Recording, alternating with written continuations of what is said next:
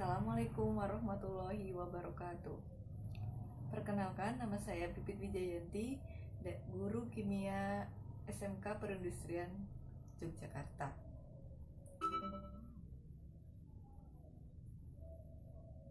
Saya akan mempersembahkan video pembelajaran untuk memenuhi tugas Diklat VCT Batch 6 Daerah Istimewa Yogyakarta. Video pembelajaran ini tentang hasil praktikum reaksi reduksi oksidasi atau redoks yang akan disampaikan oleh David Ahmad Fatah.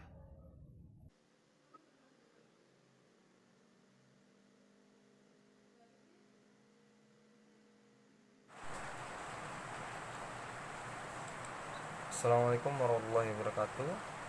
Saya akan menjelaskan tentang beberapa poin yang menyangkut tentang reaksi redoks dan spontanitas.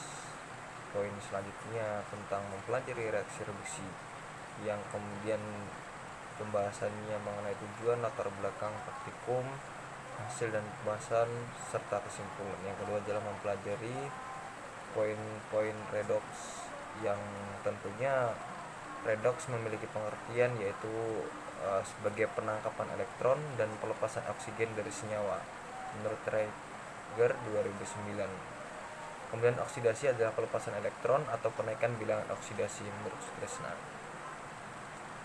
Kita bisa lihat contoh-contohnya: zinc, CuSO4, dan lain sebagainya. Contoh reaksi redoks. Korosi adalah reaksi redoks spontan yang mengakibatkan terjadinya karat pada besi. Selanjutnya, elektrolisis, proses di mana energi listrik digunakan untuk mendorong agar reaksi redoks berlangsung tidak spontan. Kemudian, termodinamika galvanik. Voltase yang diukur dalam sel galvanik dapat dipecah menjadi potensial elektroda dari anoda atau yang sering disebut tempat oksidasi dan katoda atau tempat reduksi.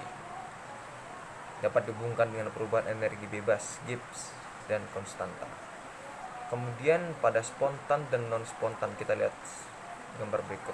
Reaksi redoks spontan adalah reaksi redoks yang berlangsung serta-merta dan disertai pembebasan energi berupa panas yang ditandai dengan perubahan suhu. Kemudian yang non-spontan terjadi apabila harga E derajat sel tersebut negatif.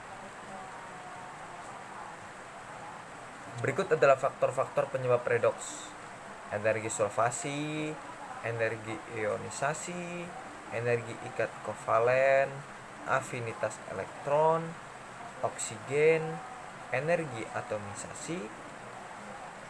Yang potensial standar reduksi diukur dalam keadaan atomik, sehingga energi atomisasi juga turut menentukan besaran potensial standar reduksi.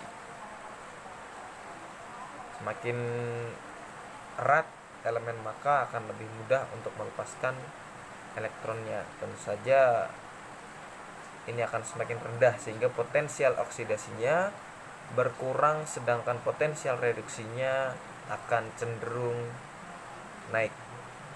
Kita bisa lihat gambar pada faktor-faktor penyebab redoks dari 6 poin tersebut. Selanjutnya adalah aplikasi redoks dalam teknologi pertanian.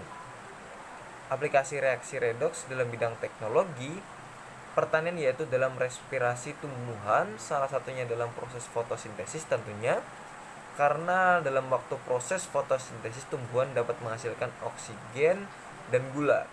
Gula atau glukosa adalah sebagian bahan yang paling utama untuk tanaman. Kemudian tinjauan bahan yang kemudian kita sering sebut bahwa ini memiliki beberapa poin yang kita bahas satu persatu, yaitu larutan CuSO4, tembaga sulfat, dan zinc. Bahan yang digunakan kita lihat di sini, bisa kita perhatikan gelas ukur dan sebagainya. Kemudian ada beberapa yang harus kita siapkan, termasuk dengan diagram alir untuk praktikum. Nah, di sini kita bisa menganalisa data dari beberapa percobaan yang kemudian dimasukkan dalam tabel untuk memenuhi kebutuhan data hasil praktikum.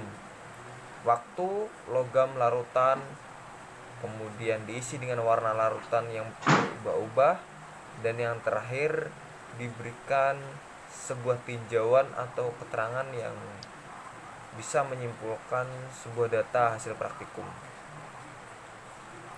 Kemudian data hasil praktikum dirangkum sedemikian rupa sehingga menghasilkan persamaan reaksi atau perbedaan yang kemudian ini membedakan beberapa perlakuan yang kemudian memiliki tinjauan atau keterangan yang berbeda.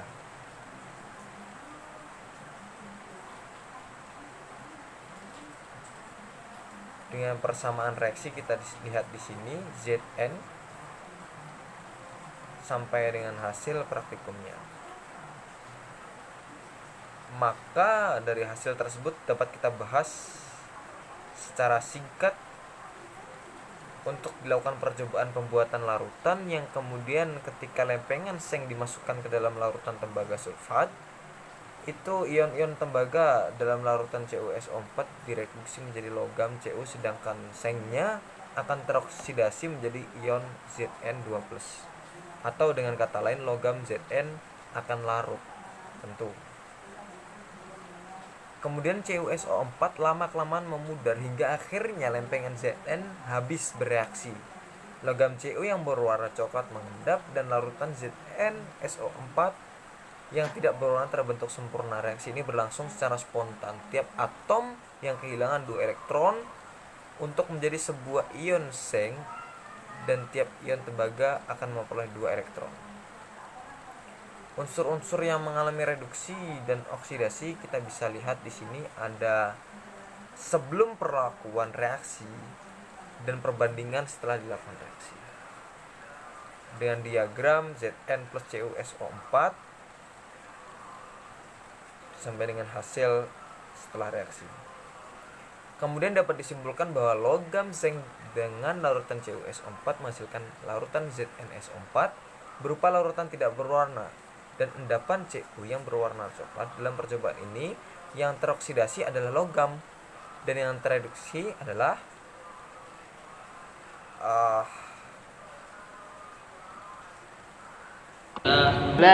9, 8, 7, 6, 5, 4, 3, 2, 1, wis. Oh, berarti nek sekarang jangan tinggi ya. Wih, itu ireng.